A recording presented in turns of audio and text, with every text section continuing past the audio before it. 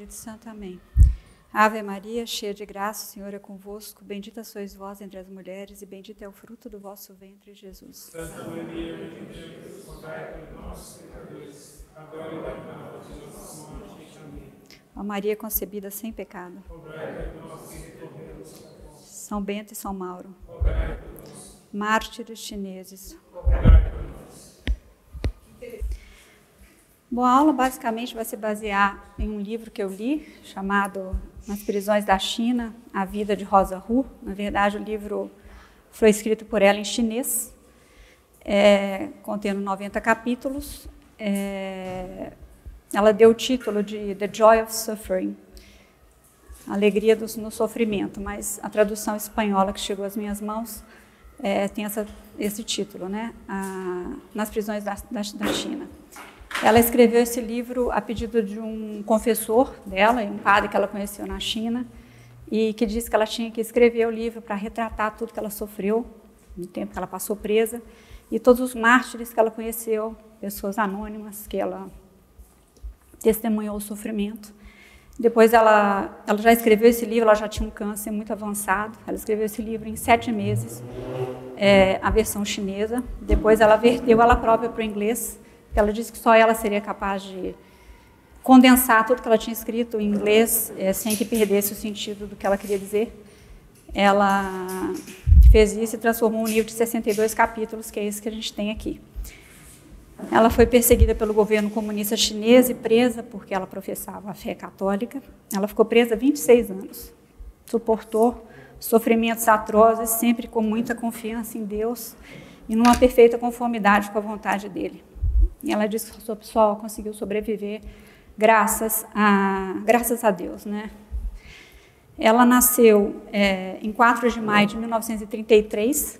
33? Sim, a gente tem aí. Ela nasceu em 4 de maio de 1933, numa família rica. O pai dela era um industrial de importação e exportação em Xangai, uma cidade conhecida pelo comércio e a indústria.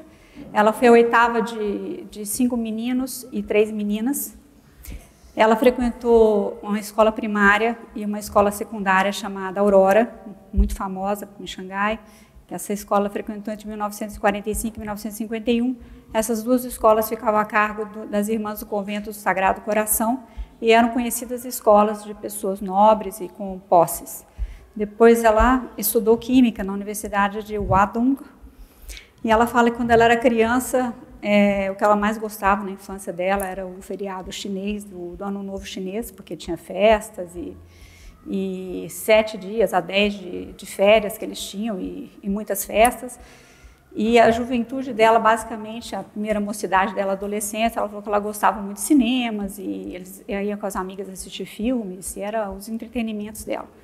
Mesmo estudando num colégio católico, ela era muito rebelde, ela não tinha tido ainda um conhecimento, né, verdadeiro de Deus. E ela fala que interessante que todas essas devoções que ela sempre fez no templo budista nunca trouxeram a ela nem paz e nem alegria. E aí, uma vez quando ela estava já nesse colégio Aurora, ela vai conhecer um padre que chama Padre José Shen. É um padre muito culto, um padre que com 33 anos ele já tinha 3 doutorados. Ele tinha se formado em Roma, ele tinha tido a possibilidade de ser professor em Roma, numa grande universidade, e ele resolve voltar para a China, para o país dele, mesmo sabendo que a situação já estava convulsionando na China, ele volta. E a Rosa fica impressionada, porque ele é uma pessoa que vai tocá-la muitíssimo. Ele vai falar de Nossa Senhora com ela até então, ele vai falar que todo mundo tem uma mãe no céu, e isso ela ficou muito impressionada. Ele vai narrar de um milagre que aconteceu com ele, quando ele sofreu um acidente aéreo grave, e ele sobreviveu, atribuindo isso à intercessão de Nossa Senhora. E ele tinha um jeito muito peculiar com as meninas, porque ele percebeu que elas gostavam de cinema, então ela lembra muito que ele colocou uma vez o filme da vida de Santa Bernadette para elas assistirem, depois tomava sorvete, e ele ia catequizando as meninas, e ele já avisava para elas que as técnicas dos comunistas que elas tinham que estar preparadas, que seriam técnicas de manipulação, que eles iam sempre misturar verdades e erro para fazer com que elas perdessem a fé. Ele já começou a meio que prepará-las, né, pelo que aconteceria. Ela vai ficar, então, muito impressionada com tudo isso e ela vai querer, então, se batizar. O pai dela foi contra esse batismo dela, porque o pai já estava vendo que a situação estava ficando muito difícil, e ele vai dizer para ela que se ela se batizasse, fosse católica, os comunistas poderiam vir até eles e persegui-los. E ela, vejam bem, ela não tinha nem 16 anos, ela vira para o pai e fala: mas o senhor já é um empresário, nós já somos uma família de empresários, e os comunistas não gostam de empresários, então eles vão vir atrás da gente de qualquer forma. Aí o pai se convence e deixa ela se batizar. Esse batismo dela aconteceu no dia 16 de abril de 1949, no convento do Sagrado Coração, em Xangai, por esse padre, José Shen. Logo depois que ela se batiza, ela fala que ela pede para a mãe para começar a rezar o rosário. A mãe não era, ninguém na família dela, era só ela e a irmã mais nova que estudava com ela, que se tornam católicos. O resto da família era pagã, como eles eram uma família pagã. Ela não menciona a data do batismo da irmã. A irmã estudava com ela nesse colégio, a irmã depois vai ser presa com ela pela fé católica, mas ela não fala a data que a irmã foi batizada, eu não sei. Ela não menciona isso. Mas ela fala que ela pede para a mãe rezar o rosário a partir daquela data, e ela fala que a mãe reza, mesmo sem, a princípio, ter fé, né? Esse padre, José Shen, acabou sendo preso em 1951, porque ele não quis cooperar com o regime, e morreu em 1962 numa prisão de Xangai. Assim que ela se batizou, ela entra nessa Legião de Maria. A Legião de Maria, naquela época, em 1949, já tinham vários centros na China, eles eram muito influentes ali, e ficava a cargo da Legião de Maria desse padre, Adam McGrath, que é o mesmo padre que depois vai encontrá-la, quando ela já estiver nos Estados Unidos, vai encontrá-la e vai pedir para ela escrever esse livro. Ela escreve o livro por conta desse padre, Adam McGrath. Nessa escola, quando ela entra na Legião de Maria, essa escola Aurora já tinha 100 legionárias. E então, elas eram muito ativas, elas iam para hospitais, assistiam os doentes, elas ensinavam catecismo para as crianças, elas eram muito um grupo de meninas muito ativas. E ela fala que um dia que foi inesquecível na vida dela foi o dia 8 de outubro de 1951. Ela disse que esse dia foi inesquecível porque todos os jornais da China estampavam a seguinte manchete: a Legião de Maria é uma organização contra-revolucionária. Todos os seus membros devem se dirigir à oficina de seguridade para se registrarem. Aí ela viu que membros proeminentes da Legião de Maria foram presos, inclusive o seu presidente e o seu vice-presidente. O seu Francisco Shen foi condenado a 12 anos de prisão, e em 1960 ele foi condenado à morte num juízo público, pelo simples fato de ter ensinado catecismo para as pessoas que estavam presas junto com ele. Ela disse que ele saiu da cela, quando levaram ele para a execução, ele fez o sinal da cruz, morreu mártir, muito sereno, né? Nessa época também as famílias católicas já estavam sendo perseguidas, as pessoas melhores de Xangai já estavam tendo que sair de Xangai para cidades bem inóspitas na China, e não sem poder voltar para Xangai de novo. E ela falou que durante todo esse tempo a Legião de Maria desempenhou um papel importantíssimo no combate na igreja, e tanto que ela falou que se falava muito na época uma frase, né? Todos o país tem os olhos postos em Xangai e Xangai tem os olhos postos na Aurora, porque a maioria das alunas ali eram colégio de moças, né? Eram legionárias. Aí quando a situação se agrava, em 1951, esse padre, Adam McGrath, vai resolver dissolver a Legião de Maria para preservar as moças, os legionários, né? Mas ela vai continuar fazendo o trabalho dela. Tudo que ela fazia como legionária, ela era presidente da legião lá do colégio dela. Ela resolve continuar assistindo os doentes, ensinando catecismo, e ela fazia as anotações no caderninho, e semanalmente ela ia até um padre, que era então o diretor espiritual dela, ela prestava contas para esse padre. E assim ela fez até 1953, quando esse padre foi deportado. Quando chega fins de 51, o pai dela ficou voltando um pouco, mas é porque é uma coisa um pouco edificante. Em 1951, o pai dela já estava muito preocupado, e ele pede para um dos irmãos dela ir no quarto dela, da irmã, para ver se tinha coisas contra o comunismo, alguma coisa, para o irmão sumir com aquilo, né? Era um irmão muito difícil que ela tinha, ele não aceitava o catolicismo da irmã, pegava muito no pé dela, etc. Ele entra no quarto da irmã, ele acha um livro que chamava Marxismo e Religião, que tinha sido escrito por um padre, Mateus Schenck. E ele pega esse livro, começa a tomar notas, no final da tarde ele já está convertido. Ele pede para ela para procurar um padre que ele quer se confessar, quer se tornar católico, ele pede perdão para a irmã, fala que tudo que ele havia feito foi porque se preocupava com ela, né? Ela vai levá-lo imediatamente para o padre dela.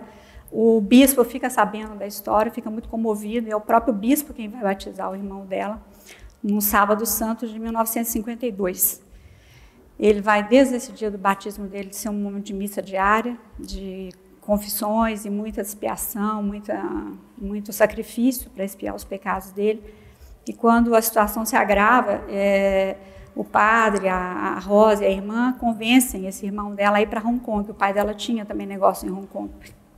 Ele não quer ir, porque ele não quer deixar as irmãs, mas o padre insiste, porque fala que de lá ele poderia, acontecendo qualquer coisa em Xangai, ele poderia de lá ajudar, né, financeiramente. E ela vai contar que isso vai ser uma ajuda muito importante, porque de lá ele vai mandar muita ajuda para os seminários.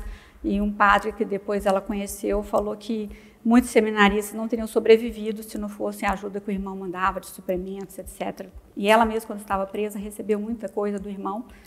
Esse irmão que tomou o nome de Agostinho, no dia do batismo dele, em honra de Santo Agostinho, morreu de infarto em 1965, já no Japão.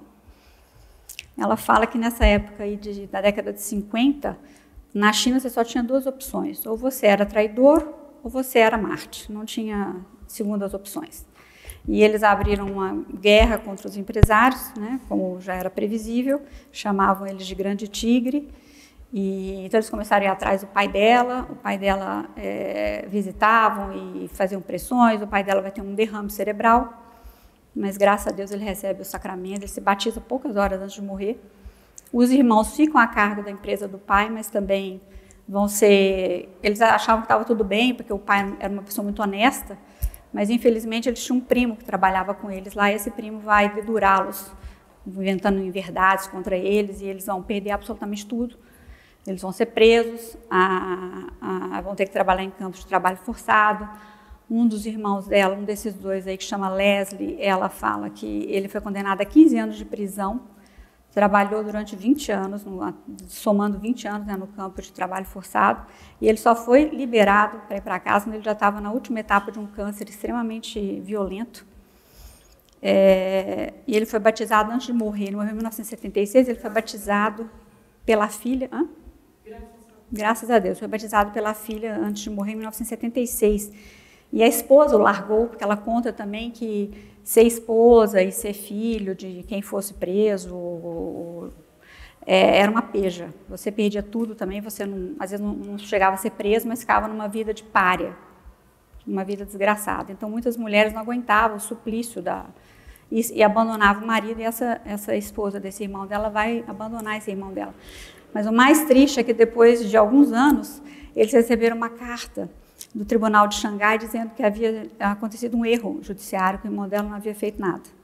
E inocentaram ele com uma carta que chegou na casa dela. Também no dia 16 de junho de 1953, ela relata a prisão de vários padres que ela conhecia. A paróquia dela era uma paróquia que tinha muitos jesuítas, que eram do distrito da Califórnia, e nesse dia 16 de junho vão ser presos o prior, que era o padre Phillips, o adjutor dele, o padre Hully, dois outros padres, o padre Gaz, o padre Palm. Esse padre Gaz, ele ficava horas no confessionário, ele tinha uma cadernetinha, ele anotava tudo que as pessoas falavam, ele tinha contato de todo mundo que era fiel. Aí, quando ele foi preso, não tinha como ele se desfazer da cadernetinha. Então ele começa a picar a cadernetinha, ele vai comendo folhinha por folhinha, até que a cadernetinha desaparece, né, para que ele não entregasse ninguém, né. Esse padre Hully, ela conta que depois ela encontrou com ele, muitos anos depois, já nos Estados Unidos. Ele e o outro foram condenados a 4 anos de prisão, e depois eles foram deportados, porque eles eram americanos, eles foram deportados. E ela esteve com ele já na década de 90, ele estava, até aquela época, já com muitos sofrimentos, problemas graves de saúde, problemas da coluna, artrite, e um câncer no pulmão que ele tinha também. A artrite e vários desses problemas em decorrência do que ele havia sofrido no cárcere, né? Aí ele contou para ela que que colocaram no leite dele uma relíquia do beato Cláudio de la Colombière, que foi diretor espiritual de Santa Margarida Maria, e depois de um tempo ele foi curado do pulmão, milagrosamente.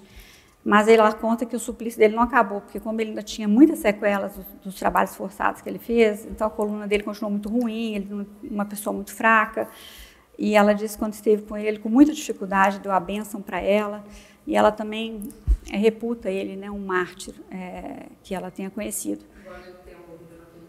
Naquele tempo. Ela também vai citar outros 2 padres chineses, que é o padre Javier Xu e o padre Vicente Xu, que também foram presos nesse mesmo dia, que também foram sentenciados a 18 anos de prisão.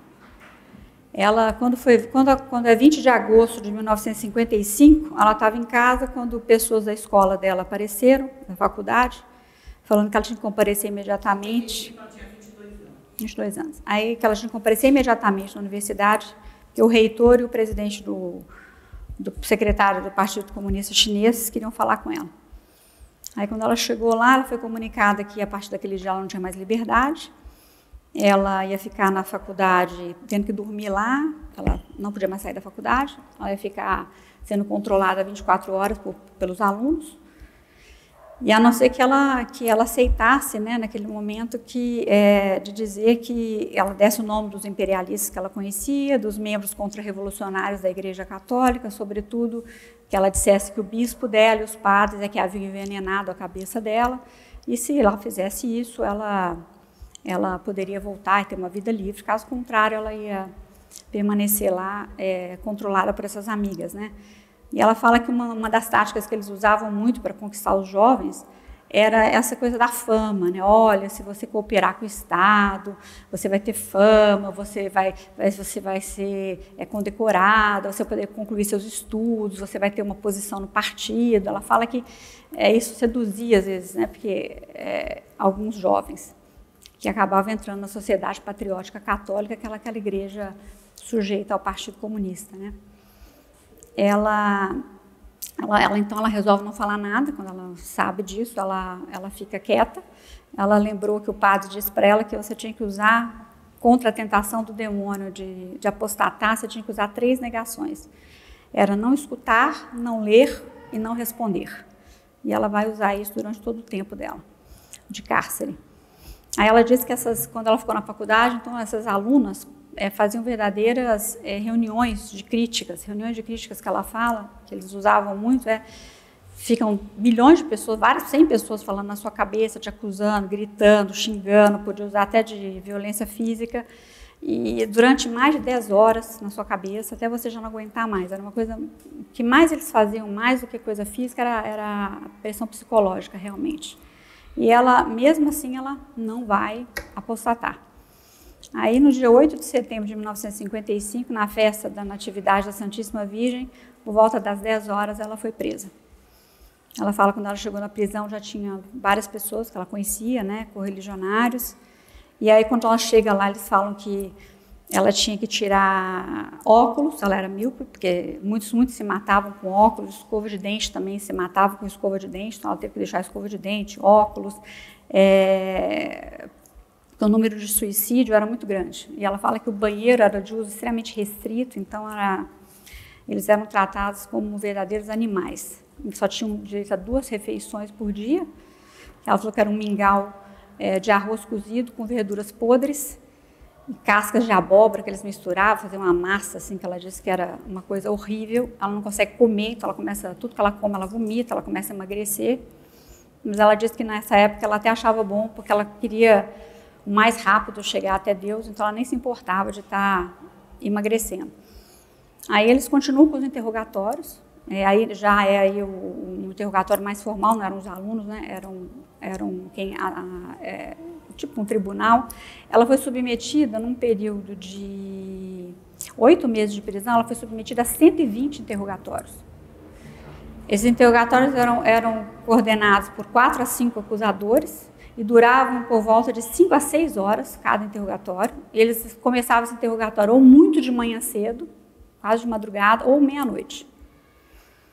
E ela fala que a pior coisa que tinha, que ela se lembra, era que eles usavam a afeição maternal.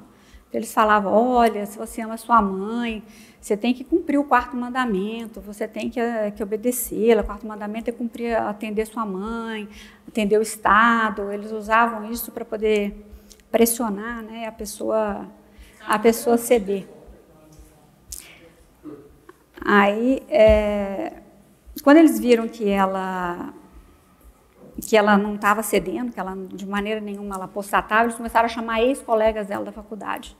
Olha como a gente está bem, a gente está na igreja patriótica, a gente está bem, a gente não tem nenhum problema de consciência, etc. E eles tentam convencer, ela também não vai se deixar convencer. Aí eles mandam um padre que tinha apostatado, que tinha aderido à igreja patriótica, e o padre já estava até casado, já estava com uma outra mulher, e fala para ela que não, que ela pode assumir, que todos o medo que ela tem diante do tribunal, né, de se comparecer diante de Deus, de ter apostatado, que ele não se preocupasse, que ele assumiria as culpas dela perante Deus. Aí ela vira para esse padre e fala para ele que e quem que assumiria as culpas dele, né, diante de Deus. E ela também não vai aceitar. Aí vai ser a cartada final que eles vão fazer, eles chamam a mãe. Aí a mãe dela vai aparecer nessa prisão com uma babá que ela tinha. Como eles eram ricos, ela tinha uma babá que a vida inteira morou na casa dela. E a mãe aparece com essa babá com os pratos favoritos dela. Pensem que ela estava à mesa, sem comer, macérrima, faminta, e chega a mãe com a babá trazendo os pratos que ela mais gostava, que era pastéis de avelã e manteiga, um bolo de carne, de cervo cozido no vapor. Ela fala que a aparência era maravilhosa, a boca dela saliva, ela fica louca para comer aquela comida, né? E ela diz que quando ela já estava prestes a dar a primeira mordida, ela lembra de Nosso Senhor no Monte das Oliveiras, e ela fala que ela não ia se deixar enganar pelo demônio, porque ela sabia que se ela comesse aquela comida, ela não ia conseguir voltar para a cela. Como é que ela ia voltar para a cela depois de ter comida, e voltar para aquela vida? Ela tinha certeza que ela fraquejaria, ela ia talvez sucumbir, né? E aí ela vai dizer para a mãe que não vai comer. Ela pede para a mãe ir embora, levar comida. Ela vira e fala que tinha que dominar este lado da natureza humana, ainda que sua boca estivesse salivando e acabasse por morrer de fome. A única forma de manter minha consciência em paz era seguir o caminho do Calvário. Aí ela fala que as condições da prisão eram péssimas, né? Eles ficavam numa cela muito pequena, cheia de gente, eles não tinham só uma latrina que ficava no meio da cela, para elas usarem, elas dormiam ali, cada uma tinha tipo 60 metros, 60 centímetros. Aí uma das pessoas que estava com ela era uma religiosa, e a religiosa faz um tercinho com fio, e aí elas combinam que elas iam ter missa de manhã, comunhão espiritual, via crucis, meditação, e elas tinham que fazer isso todos os dias, enquanto elas estivessem lá. Missa de manhã que elas iam? Não, espiritualmente, né? Pensavam na missa, tudo, porque elas não podiam sair de lá de jeito nenhum. Era só uma forma de não perder a fé, né? E aí ela disse que como ninguém quer ficar perto da latrina, pensa ficar numa cela minúscula com cimento no chão de uma latrina aberta. E ela disse que normalmente eram os católicos que se ofereciam para ficar perto da latrina. Então, às vezes as pessoas se convertiam porque viam a caridade, né?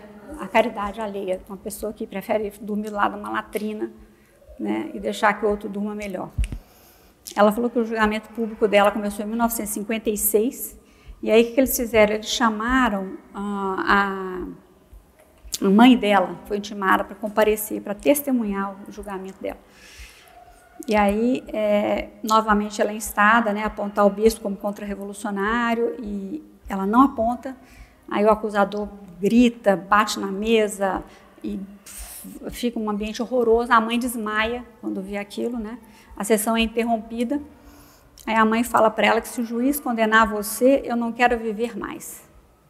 Aí ela disse que nessa hora ela se viu na 4ª estação da Via Crucis. Ela lembrou de Nosso Senhor daquele jeito e da mãe.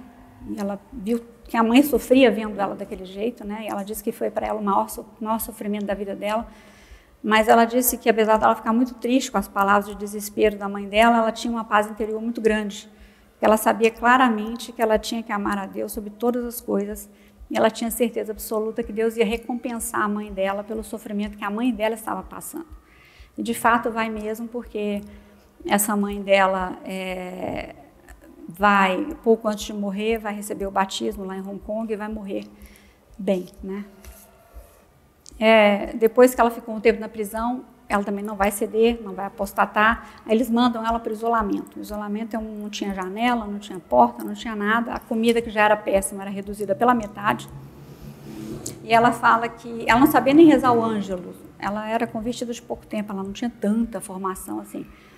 Ela fala que nessa cela foi o céu da vida dela. Porque na cela só tinha ela e Deus. E ela falava com Deus, e ela nunca esteve tão próximo dele como ela esteve nessa cela de isolamento. E ela vai criar um método também de ensinar inglês. Ela imaginou nessa cela um método de ensinar inglês para os chineses. E depois, quando ela sair um dia dessa prisão, ela vai usar esse método que ela criou para ensinar inglês como segunda língua.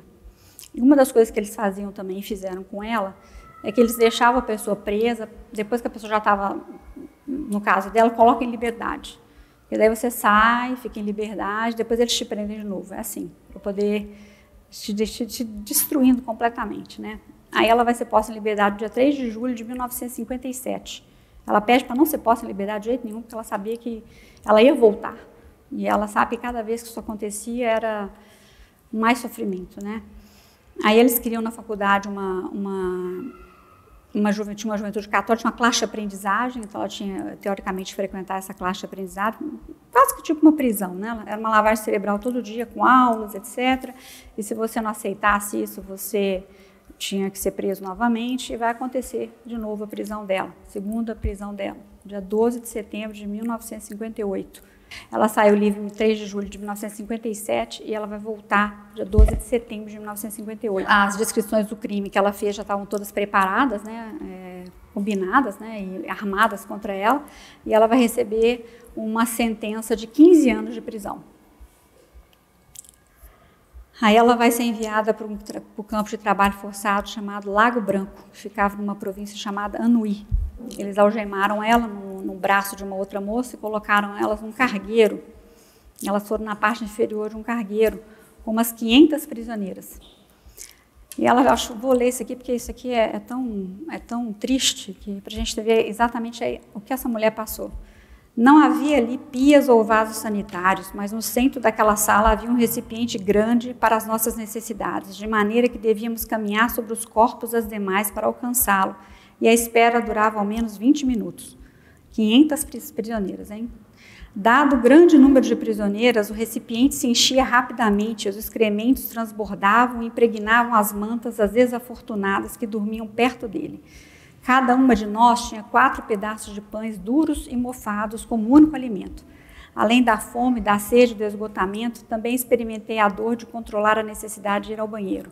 Era como estar no inferno. No 4º dia já não tinha mais água para elas beberem. Quando elas chegam no 5º dia, elas ainda têm que andar, elas chegam de noite, elas tiveram que andar ainda 5 quilômetros para chegar nesse campo de trabalho forçado. Tudo isso porque ela era católica. Esse campo de trabalho forçado que ela foi tinha capacidade para 40 mil prisioneiros. Ela fala que cada das 27 províncias chinesas havia de 3 a 5 campos de trabalho forçado em cada uma dessas 27 províncias. Esse que ela foi parece que era o 2º maior da China. Lá ela conta que foram dezenas de sacerdotes foram exilados e nesse campo de trabalho. Era um campo enorme, eles tinham 15 equipes de trabalho, cada uma com 2.500 pessoas. Era um campo que a principal tarefa desse campo era a colheita de arroz. Então, eles trabalhavam por volta de 16 a 18 horas por dia, agachados. E os padres, todo mundo, os religiosos, com eles era até pior. Então, ela fala que os padres, coitados, nunca tinham estado naquela situação. Imagina ficar 16, 18 horas agachado, uma pessoa que nunca trabalhou no campo, né, num sol escaldante. Ela disse que eles gritavam, xingavam, às vezes os padres mais velhos não conseguiam fazer as coisas direito, eles eram maltratados. Ela disse que ainda tinha, porque os campos de arroz sem aquela água, né, ela disse que ainda tinha muita sanguessuga, então quando eles saíam no final do dia, a perna toda ferida das sanguessugas que ficavam na pele deles, né. Depois de 3 anos que ela estava trabalhando assim, ela é levada para o hospital do campo. Não, ela levaram para trabalhar lá nesse hospital. O hospital, leia-se, a única vantagem de você estar no hospital é que você não trabalhava. Você não tinha remédio, você não tinha nada. Você ia para o hospital para você morrer. Ela disse que só, se algum remédio aparecesse ali, porque algum familiar conseguiu entregar um remédio, mas não tinha remédio. Então, era um lugar para morrer. A pessoa ia para lá, às vezes, para descansar. E se não tivesse, às vezes, uma febre alta, uma coisa assim muito grave, ainda tinha que voltar para trabalhar. Ela fala que ela foi abençoada por ela trabalhar nesse lugar. Ela trabalhou com outras 11 enfermeiras católicas, e elas eram chamadas de os anjos do céu. Ela falou que era um lugar muito bom, porque tinha muitos moribundos para elas batizarem e fazer apostolado, né? Porque já chegavam lá praticamente todos para morrer. Aí ela vai citar nesse livro assim, centenas de pessoas que ela conheceu, não é possível citar todos, eu fiz tentei pincelar aqui alguns que eu achei que eram mais interessantes. O livro tem muito mais do que eu estou dizendo para vocês. Ela encontrou uma madre ursulina nesse campo. Essa madre tinha sofrido problemas cardíacos gravíssimos, então o trabalho dela era recolher verduras e varrer. E no final do dia, ela recebia as moças lá com uma xícara de água quente. Não é chá, não, é água quente. Isso aí já era uma coisa assim, um luxo, essa água quente que ela conseguia, de forma clandestina, dar para elas, né? E a Rosa conta que ela ficou, durante uma semana, ela ficou doente, ela teve a graça de ficar do lado dessa madre no hospital, e a madre falou para ela o seguinte: graças ao Espírito Santo, aprendi a compreender o verdadeiro sentido da vida e da morte. Sou uma religiosa da Ordem das Ursulinas. Se mais tarde tiveres a possibilidade de escrever uma carta à Madre Superiora de nossa Ordem, em Roma, diga-lhe que minha alma cantou os louvores a Nosso Senhor até o momento de minha morte e que guardei todas as regras da nossa ordem religiosa. Aí a Rosa, quando ela já está nos Estados Unidos, ela escreve para a superiora das Ursulinas, conta a história dessa madre e foi informada de que as Ursulinas haviam pedido no Vaticano o início de um processo de beatificação da Madre Xi para que seja então reconhecida como mártir. Outra coisa que ela fala também, que nessa época na China a fome era muito grande, né? Só para ter uma ideia, de 61 a 63, 10 milhões de pessoas morreram de fome na China. Então ela fala que as pessoas ficavam em torno do campo, elas não tinham o que comer. Então elas pediam para ser prisioneiras, para pelo menos comer aquela comida horrorosa, que pelo menos... porque também eles não podiam comer a comida o trigo que eles cultivavam, tudo ali não era para eles não podiam pegar nada. Para eles era coisas podres e resto. O resto, aquilo ali não era nem para os prisioneiros. E ela falou que tinha gente que chegava a comer carne humana, que ela não acreditava nisso, até que ela foi, uma das pessoas que ficou presa com ela, contou que se alimentou da carne do próprio filho para sobreviver. Ela vai contar também do padre Mateu Shen. Esse padre Mateu Shen, ele foi ordenado no seminário em Roma. Ele falava 7 idiomas, era um padre muito, muito culto.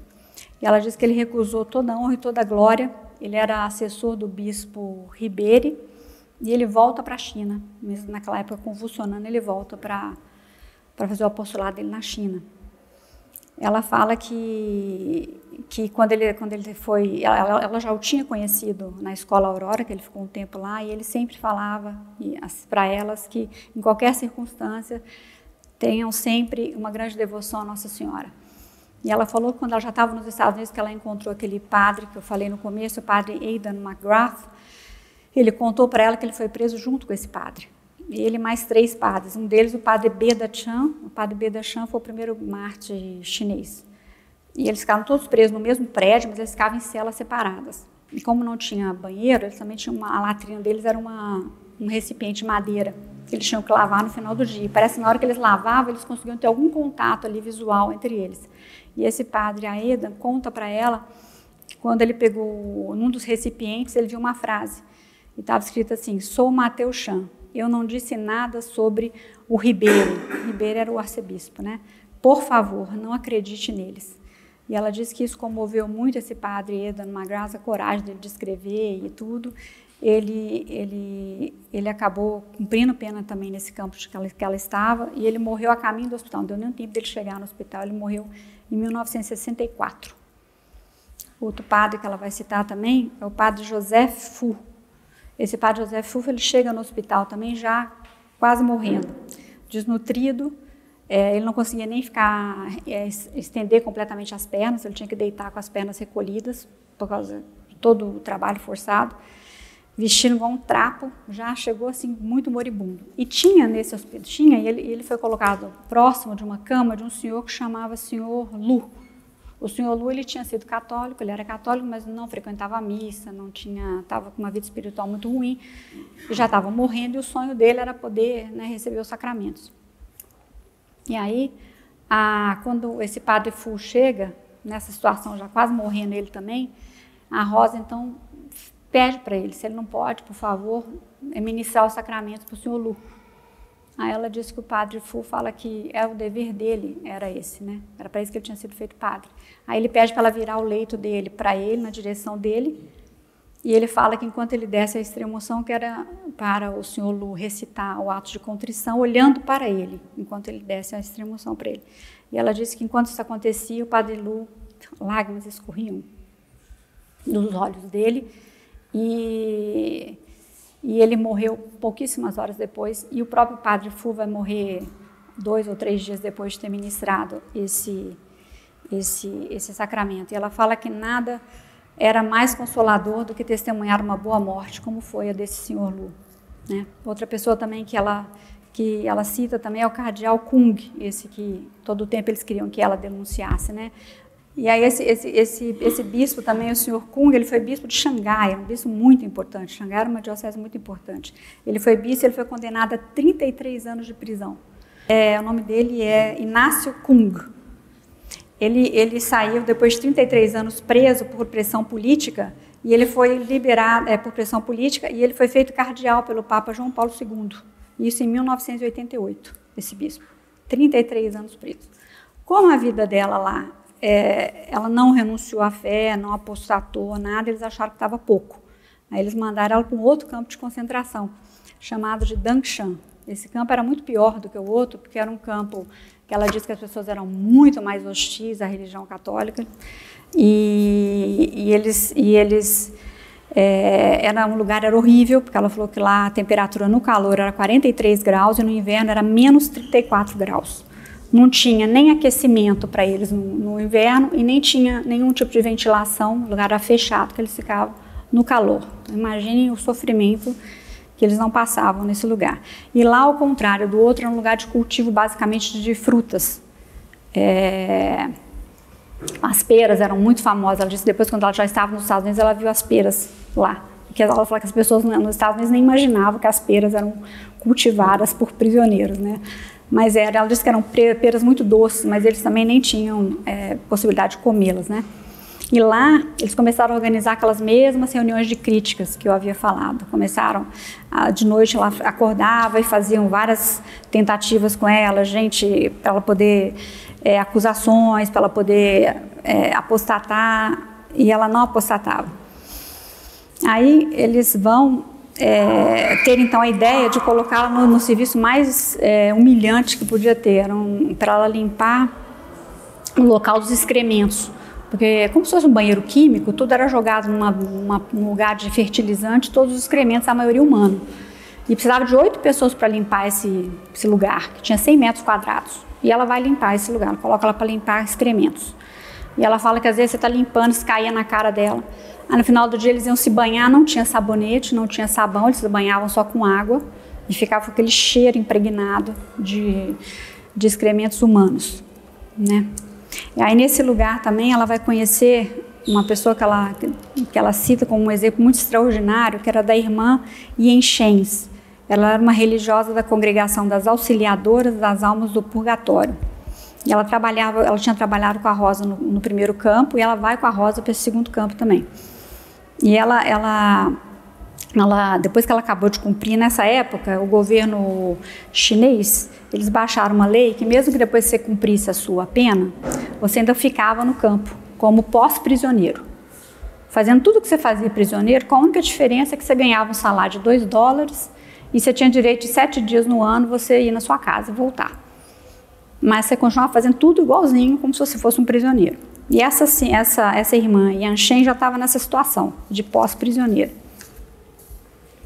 E ela disse que ela era uma mulher muito boa, uma irmã muito boa, atendia a todos, trabalhava, fazia tudo que pediam, ela fazia, observava tudo, tratava todo mundo com muito carinho, até que um dia eles pegaram, divulgaram o rosto dela lá e colocaram divulgação do verdadeiro rosto da nossa inimiga Yisheng. Aí eles partem para cima dela com agressões físicas, eles vão amarrar essa freira numa viga e vão começar a torturá-la para ela poder apostatar. Ela não vai apostatar de jeito nenhum, mas tem uma hora que ela desfalece, eles acham que ela morre, né? E eles também não queriam que morresse, porque cada marcha que morre, mais gente quer se converter. Então aí eles socorrem ela quando achavam que ela já estava morrendo. Ela, graças a Deus, não morreu, mas ela acabou sendo liberada no final da década de 80. Ela passou 25 anos num campo de trabalho forçado. A pena dela era de 7 anos. Uma pena de 7 anos virou 25 anos de trabalho forçado. Depois ela vai ter uma demência, a Rosa visita ela depois, tenta até levá-la para os Estados Unidos, mas aí a filha não deixou e ela fica sabendo que ela não era bem cuidada, parece que ela teve um apendicite que supurou e morreu em menos de 24 horas. E ela fala que, para ela, essa senhora também foi uma mártir, né? Tem um episódio também que ela conta que no dia 15 de agosto de 1955, na festa da Assunção, tinha um lugar lá na China chamado Jiangsu. Jiangsu é uma vilinha de pescadores, né? E na festa da Assunção eles tinham o hábito de colocar os barcos e celebrar a missa. As pessoas ficavam no barco com as lamparinas, assistindo a Santa Missa. E aí as pessoas denunciavam esse padre que celebrava essa missa, ele era preso. E quase sempre, depois ele ficava alguns anos preso, ele voltava e celebrava a mesma missa. E assim ele foi fazendo. E ela conta que quando foi em 15 de agosto de 1999, ele trocou, ele já não estava num barquinho tão pequeno, ele colocou um outro barco, mas não era a vapor, porque o primeiro era a vapor, então eles fizeram um barquinho que não chamasse atenção, né? E ela retrata que 500 pessoas assistiram à missa nos barquinhos, nas pontes, e o padre ia de barquinho em barquinho levando comunhão para as pessoas, todos ajoelhados, e o padre ia para dar a eles a comunhão. E um outro padre também que ela vai citar, esse sofreu demais, coitado, é o padre Matteo Zang. Esse padre Matteo Zang, ele era especialista em lógica e filosofia. Ele foi condenado a 18 anos de prisão. E todo o tempo que ele ficou preso, ele batizou muita gente. De todas as pessoas que ela narra, acho que ele foi a pessoa que mais batizou e converteu na prisão. Ela falou que ele chegou a ficar preso com aquele bispo que eu falei, com o bispo Kung. Então eles eram submetidos a todas aquelas lavagens cerebrais, aquele interrogatório, aquelas críticas públicas. E como o bispo já era conhecido, porque era o bispo de Xangai, ele acabava recebendo mais as críticas do que o próprio bispo. E aí uma vez eles começavam a golpeá-lo no peito, no lado do coração dele mesmo, vários golpes, tipo 10 golpes, aquilo era dias e dias e dias. E depois disso ele desenvolveu uma doença cardíaca muito grave, por causa de todas essas lesões que ele sofreu durante 9 meses, apanhando com golpes violentos no coração dele. Aí e as pessoas viam tudo isso, muita gente ia se convertendo com a postura desse, ele batizou muita gente. Quando ela foi liberada em 82 e ela voltou para Xangai, ela encontrou com esse padre. Ela disse que ele estava muito bem humorado e o cardiologista do hospital falaram que desistiam do tratamento dele, porque o tratamento dele não tinha o que fazer mais com ele, o problema cardíaco dele era muito grave. Aí ele falou que ele ainda tinha lembra um padre no passado que eu falei, que era o Javier Chu, ele tinha alguma coisa desse padre, como ele considerava esse padre um mártir, ele falou que ele botou uma relíquia desse padre embaixo do travesseiro dele, e falou que se Deus quisesse que ele ainda fizesse mais alguma coisa nessa terra que livrasse ele. E aí ele vai se curar do problema cardíaco dele. E em razão disso, algumas das enfermeiras vão se converter também por causa dessa cura milagrosa dele. E a Rosa fala que quando ela se despediu dele, ele falou para ela uma coisa que foi profética. Depois vocês vão entender por quê. Ele vai virar para ela e vai falar assim: já bem velho, prestes a morrer, te esperam muitas cruzes. Tens que estar preparada para sofrer os assaltos de seus próprios entes queridos, dos fiéis, dos sacerdotes e dos bispos. Um dia pode ser que te excomunguem e te considerem como boas pessoas que tenham perdido a fé. Mantenha a tua fé em todas as circunstâncias. Estarei te esperando no céu. Por que isso? Depois que quando ela já está pós-prisioneira nesse campo, que ela vai ficar 26 anos, vocês viram que a pena dela era de 15 anos, né? Quando chega na década de 70, ela já era pós-prisioneira e tinha um preso que era um químico, tinha feito química, né, na faculdade. Tinha um arquiteto, que os padres gostavam muito dele tudo, e eles vão achar que eles fazem um bom casal. E ela tinha, como pós-prisioneira, ela poderia casar. E ela vai se casar com ele nesse campo ainda. Eles podiam ter alguma privacidade, já teve uma filha nesse campo, a única filha dela. Isso foi na década de 70.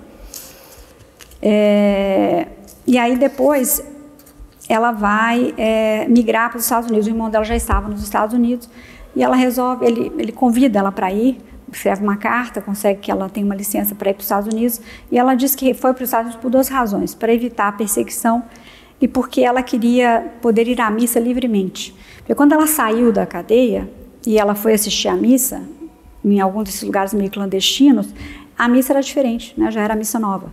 E ela fica assustadíssima, porque ela olha aquilo, ela não entende nada, e ninguém sabe explicar para ela como é que aquilo mudou. Ela pergunta e ninguém sabe, ela fala que ninguém sabia explicar nada de Concílio Vaticano II, e para ela aquilo era muito estranho, porque ela falava, se a verdade é imutável, como é que a missa mudou? E ela começa a ver que, ela fala no livro, que as graças que ela recebia não eram as mesmas, ela não tem paz de espírito. Então ela acha que indo para os Estados Unidos as coisas vão se acertar, lá ela vai encontrar, ter uma vida religiosa melhor. Aí quando ela chega... Aí ela chega nos Estados Unidos e ela era uma pessoa de missa diária. Até ela ser presa, ela era de missa e comunhão diária. Quando ela chega nos Estados Unidos, depois de 26 anos, né, presa, ela chega no primeiro dia que ela vai à missa, ela vê aquela mesma missa. Aí ela disse que fica muito triste, né? Aí, quando ela chega também, o que vai acontecer? Quando em 1909, 17 de abril, vem, a família dela vem, aí a sogra também vem. Quando ela chega nos Estados Unidos, ela vai trabalhar. E ela, como ela trabalhava numa loja, não entendi muito bem onde o lugar que ela trabalhava, mas ela tinha que ficar em pé umas 8 horas por dia. Aí no dia 17 de abril de 1997, ela descobre que ela estava com câncer nos seios. E ela não tinha seguro, o emprego dela não dava seguro, ela não tinha como operar naquela hora, ela continua trabalhando 8 horas em pé com câncer. E aí quando vai ser final de agosto, ela vai conseguir a licença de um seguro, ela vai conseguir ser operada. O câncer dela já estava com um certo estágio de metástase, a cirurgia foi muito demorada, mas ela consegue sobreviver. Depois ela ainda vai adquirir diabetes, pressão alta, artrose, tudo que vocês imaginarem de comorbidades, ela vai ter também. Aí nos Estados Unidos, quando vai ser 2001, ela vai conhecer um amigo dela nos Estados Unidos, um tal de Daniel, e aí, não sei por que eles conversam sobre a missa, ele vai perguntar para ela, você recebe a comunhão como? Na mão? Aí ela fala, Aí ele fala, isso é um sacrilégio. Aí ela fala que ela volta para casa e chora a noite inteira, que ela falou que ela passou 26 anos sem pecar num campo de concentração, não quis trair Nosso Senhor em nenhum momento durante 26 anos, depois de tudo que nós vimos aqui. Aí ela fala, agora eu saio, estou livre, vou trair Cristo. Aquilo para ela perdeu o chão. E aí essa pessoa vai levá-la em 2001 numa missa na igreja de Nossa Senhora dos Anjos, lá na Fraternidade, em Arcádia, na Califórnia. Ela diz que quando ela entra na igreja, que ela vê a missa, ela fala que ela encontrou o céu, né? Ela vai depois de alguns anos, ela vai se virar terceira, né, na ordem terceira da Fraternidade, em 2003, né? E esse câncer dela, eles não acreditavam que ela fosse viver muito depois do câncer. O câncer já estava avançado quando ela foi operada. Vocês veem que ela vai viver até uma boa quantidade de tempo, porque se foi em 97 que ela foi operada, ela vai morrer em 2012. Ela vai morrer com 79 anos. Com 79 anos. Numa entrevista que ela deu, em 2009, ela foi perguntada, a pessoa que a entrevistava perguntou para ela, Rosa, qual foi a época mais feliz da sua vida? E a resposta dela foi essa. foram os 26 anos de prisão na China. Foi um longo tempo de sofrimento, na alegria e na paz. Quando estava na cela de isolamento, não havia janela ou porta. Eu passava dias e noites em oração e meditação. Deus me deu incontáveis graças.